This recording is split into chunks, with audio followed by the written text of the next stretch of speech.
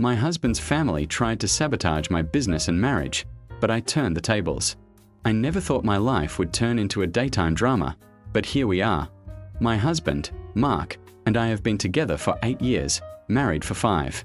We have 2 beautiful children, a boy and a girl, aged 3 and 1. We were, for the most part, happy.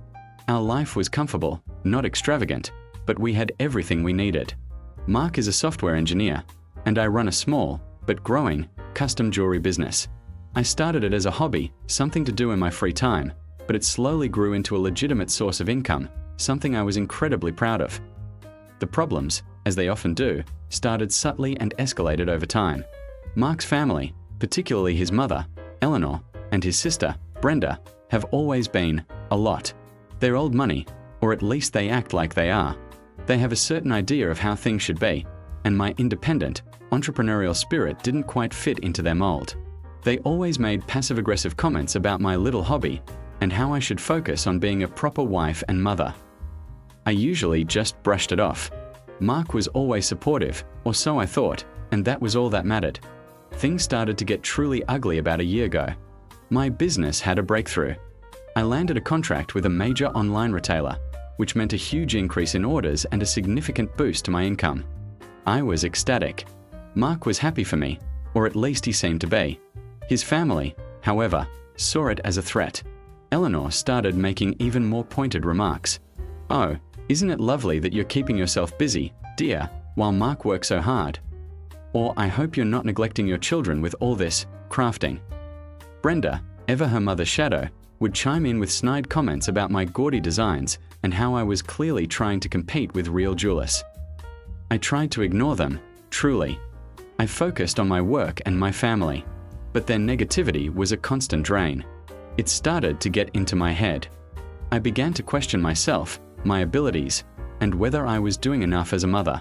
Mark, meanwhile, became strangely quiet. He stopped defending me as readily. When I brought it up, he'd just say, "Oh, you know how they are. Just let it go." But I couldn't let it go. It was starting to affect our marriage.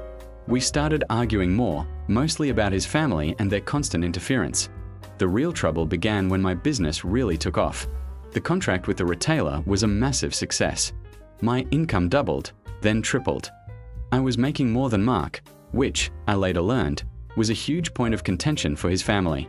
Eleanor believed that a man should always be the primary provider, and for his wife to out-earn him was an insult to his masculinity. Brenda, I think, was just jealous. She'd always lived off her parents' money and never had to work a day in her life. One evening, after a particularly successful month, I came home to find Mark looking very grim. He told me that his mother and sister had approached him, expressing concern about my business. They apparently believed that my success was a distraction and that I was spreading myself too thin. They suggested, rather strongly, that I should scale back or even sell the business to focus on my true responsibilities. I was furious. I couldn't believe they had the audacity to suggest such a thing, and I was even more upset that Mark hadn't immediately shut them down. "What did you say?" I asked him, trying to keep my voice even. He shifted uncomfortably. "I told them. I'd talk to you about it." "You told them you'd talk to me about it?" I repeated, my voice rising. "Mark, this is my business, my livelihood, my passion. It has nothing to do with them." He sighed. I know, but they're worried about you. They think you're overworking yourself. They don't give a damn about me." I shot back. "They care about controlling everything and everyone around them, and you're letting them do it."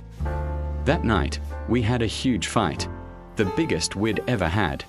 I told him that if he wasn't going to stand up for me, then what was the point of us being together? He accused me of being ungrateful and selfish. We went to bed angry, and for the first time, I felt a deep chill in our relationship. The next few weeks were tense. Mark tried to make amends, but I felt a distance between us that I couldn't shake. I started to notice other things. My laptop, which I usually left open on my desk, would be closed when I came back into the room. Papers would be slightly out of place. Nothing major, but enough to make me feel uneasy. I dismissed it as paranoia at first, but the feeling persisted. Then, things escalated from subtle interference to outright sabotage. I started receiving anonymous negative reviews on my online store, all claiming poor quality and terrible customer service. These were clearly fabricated, as I prided myself on both. My usual supplier, who I had a long-standing relationship with, suddenly started having delivery issues, causing significant delays in my production.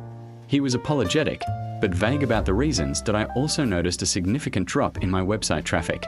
I hired a specialist to look into it, and he found evidence of a coordinated effort to drive down my search engine rankings.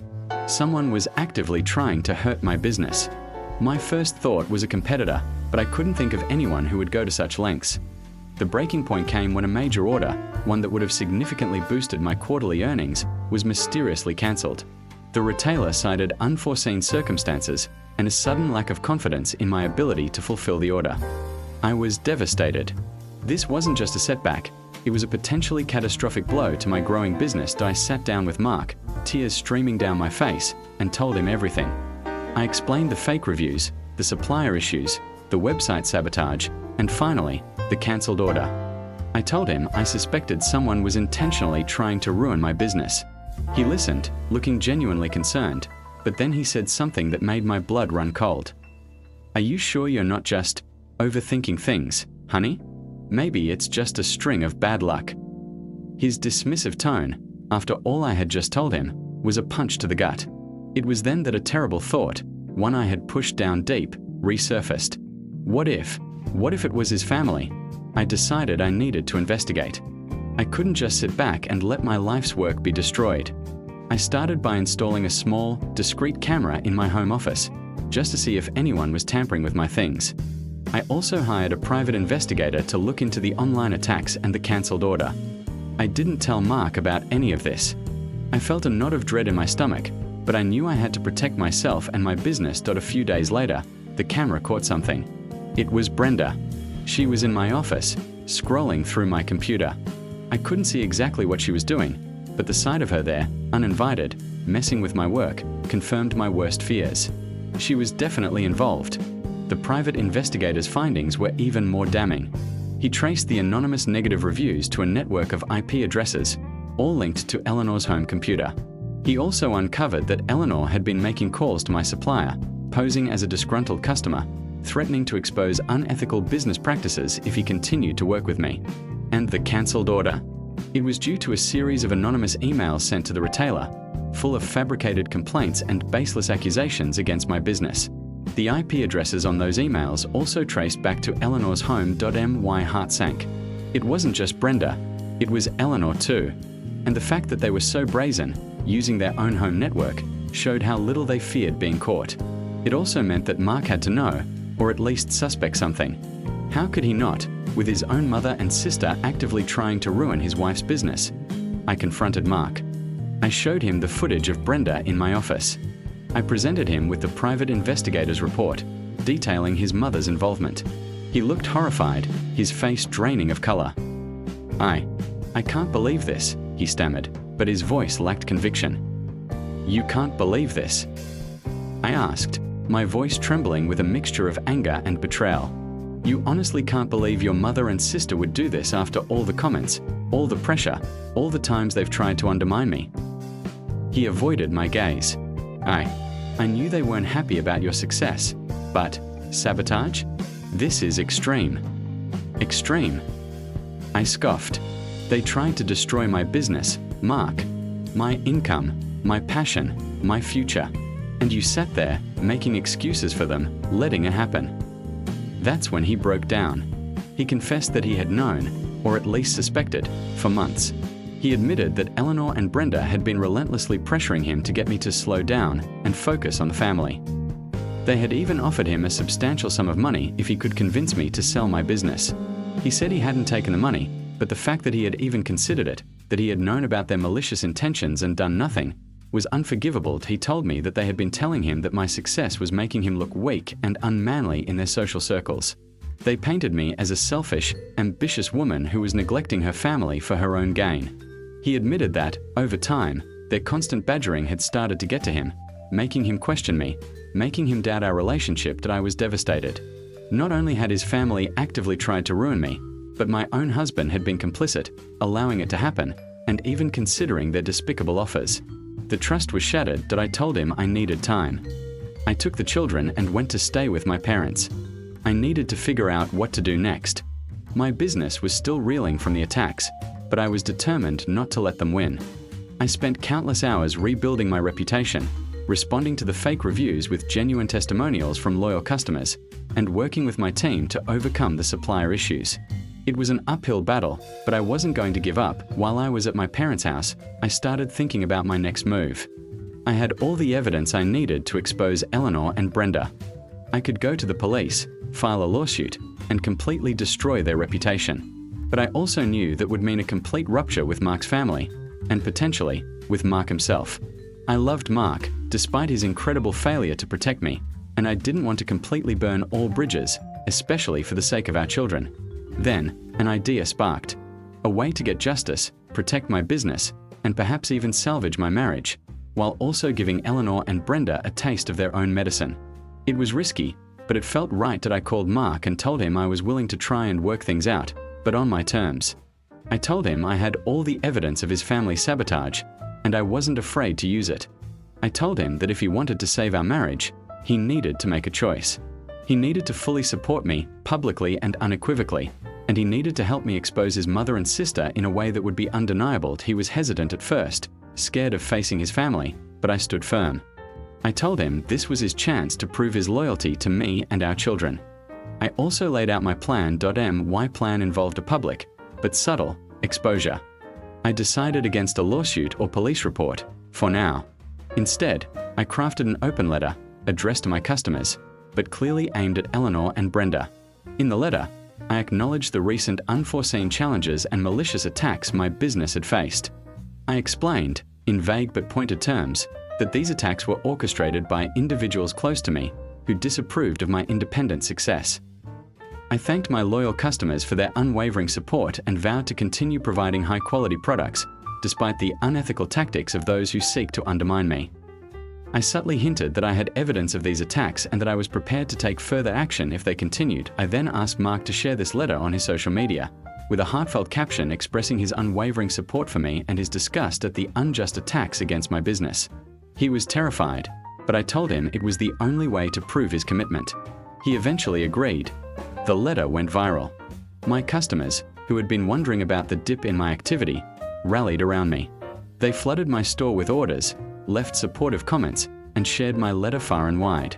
The online retailer, seeing the outpouring of public support and perhaps realizing they had been duped, reinstated my order and issued a public apology. But the real impact was on Eleanor and Brenda. They were mortified. The carefully curated image of their perfect family was shattered. Their friends and acquaintances, who had seen Mark's post and my letter, started asking questions. The subtle hints in my letter, combined with Mark's public stance, made it clear who I was talking about.